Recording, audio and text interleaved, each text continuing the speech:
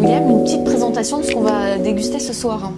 Raconte-moi un petit peu, mets-moi en... Les petits donne-moi sashimi, envie. on va travailler sur le homard breton, on va travailler sur le chou-fleur, le citron confit, on va travailler sur les tourteaux normands bien sûr.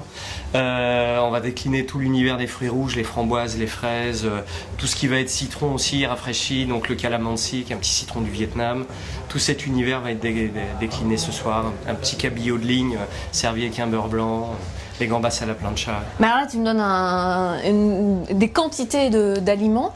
Quelle est ta pâte en cuisine? La saisonnalité. Voilà, l'esprit, le moment et la saisonnalité. C'est-à-dire que la cuisine, c'est pas de dire tiens, on va faire ça demain. C'est déjà de rencontrer les gens avec qui on travaille, tous les acteurs de ma cuisine. Et par exemple, Baptiste, mon maraîcher, je lui dis les tomates, et les tomates, on les a attaquées il y a une semaine. Voilà, elles sont prêtes, on fait les tomates. Après, là, on fait des cabillauds de ligne, parce que j'ai appelé mes marailleurs, ils m'ont dit on a des petits cabillauds de ligne, c'est magique.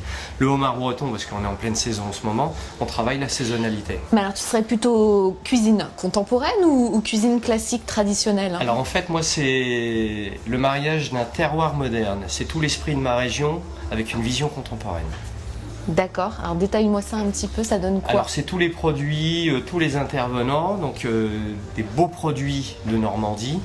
Et on a vraiment une présentation assez contemporaine, on travaille vraiment sur l'épuré, la ligne de goût. Alors justement, l'esthétique, ça donne du goût à ton plat ou ça sert à quoi? Est-ce que c'est important déjà? L'esthétique, ça provoque le goût. C'est-à-dire que un plat, ça se décline d'abord par les yeux, on doit susciter l'envie, après par le côté olfactique, et après le goût arrive à la dernière phase parce qu'on goûte au dernier moment. Donc on travaille la ligne de goût, le chemin du goût. Et l'art, c'est... Qu'est-ce par exemple cet appartement que tu as visité, comment tu le trouves? Alors moi je trouve que l'appartement, déjà il est magnifique, et deuxièmement il change tout le temps. Donc il est en mutation permanente, c'est-à-dire que comme par exemple on pourrait définir ma cuisine qui est l'esprit de la saisonnalité, eh bien Armelle et Joël ont vraiment un appartement qui se décline vers l'air du temps au fur et à mesure, sur les couleurs, sur les tendances, sur leurs envies personnelles. Et on trouve un lieu qui change avec leur vie. Alors on va parler un peu de ton parcours, tu as une étoile au guide Michelin. Tu es passé par quelle grande maison? Aucune. Ah bah super. C'est mon travail. Alors tu as appris sur le tas, sur quel tas tu as appris? Alors moi j'ai un parcours classique, donc j'ai fait un apprentissage de cuisine et j'étais chef à 25 ans. Comme ça? Voilà. T'as pas un maître? Non. Non. Enfin j'en ai plusieurs maîtres à la maison, mais ils nous servent uniquement à mesurer les tables. Bon, mais c'est pas un parcours classique ça, comment c'est possible? Comment on peut se retrouver avec une étoile sans avoir fait des grandes tables? De la rigueur, de la discipline, c'est un quotidien, c'est rigueur, discipline, quoi qu'il arrive. Voilà, créativité. Puis c'est pas parce qu'on passe dans une grande maison qu'on devient bon. Hein. Et la deuxième étoile Chaque chose se construit au fur et à mesure. C'est-à-dire que si on veut une deuxième étoile, il ne faut pas se dire on va aller chercher une deuxième étoile. Il faut continuer à travailler dans son sérieux, dans sa constance, dans sa régularité et toujours aller chercher un peu plus le détail. Et surtout pas se mettre martel en tête en se disant si je fais ça, ça sera une deuxième étoile. Il n'y a pas de plat de 2 étoiles. Un plat de...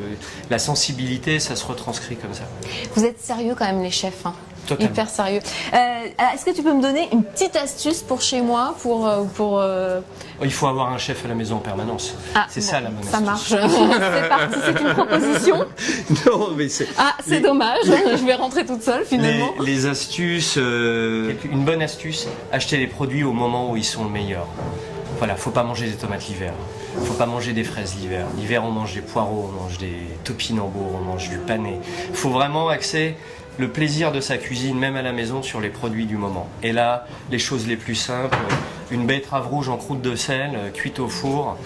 Après, on casse la croûte de sel, on l'ouvre en deux, une noix de beurre dessus et le plat est magique. On a bien vu que tu aimais l'art, que tu connaissais bien les propriétaires. Tu penses quoi de ce type de soirée où on mélange justement la gastronomie et l'art? C'est super agréable. Je trouve que c'est très agréable de contempler l'appartement d'Armelle et Joël, les œuvres d'art, tout en mangeant quelque chose. En fait, on travaille que sur le plaisir.